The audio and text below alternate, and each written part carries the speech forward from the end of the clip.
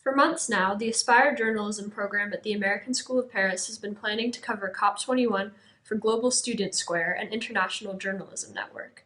The plan to cover COP21 and possibly meet world leaders such as US President Barack Obama was what drove our organizational structure at the beginning of the year. We were all aware this was undoubtedly going to be one of the biggest news events ever. Being based in Paris gave us a unique opportunity to both cover the events and to give authentic student-based insight. However, none of us anticipated the events that befell November 13th, when a series of terror attacks killed 130 people. During a show in support of Paris 48 hours after the events, HBO comedian and news commentator John Oliver referred to the events as the biggest terror attacks on French soil since World War II. He also said that France would endure, and endure we did. The COP21 conference went ahead as planned on November 30th, but with heightened security measures. Our school, like many other institutions all over Paris, also adopted a more careful security plan. Unfortunately, these heightened security measures prevented us from going to the conference. Despite French disengagement by political agendas, the general consensus in the scientific community is that global warming is indeed happening, and it's a threat to all of our livelihoods.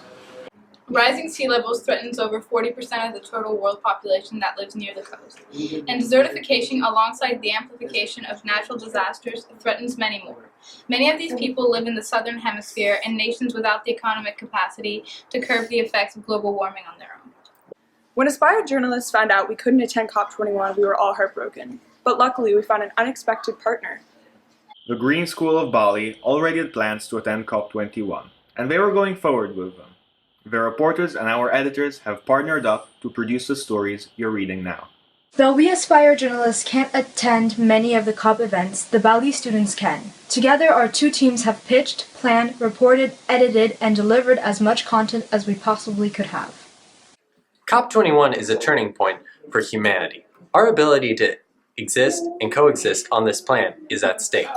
If civil rights was the cause of a generation that ended the 20th century, then it's our responsibility to make sure our species sees the next one.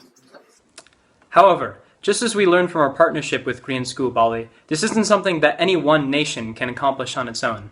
Much like the coverage of COP21, which is impossible for any one team to do alone, climate change is an issue which commands the collaboration of individuals from all around the world, many who are strangers and many who are split by political and cultural divides, but all of whom are more hopeful for a more sustainable way of life.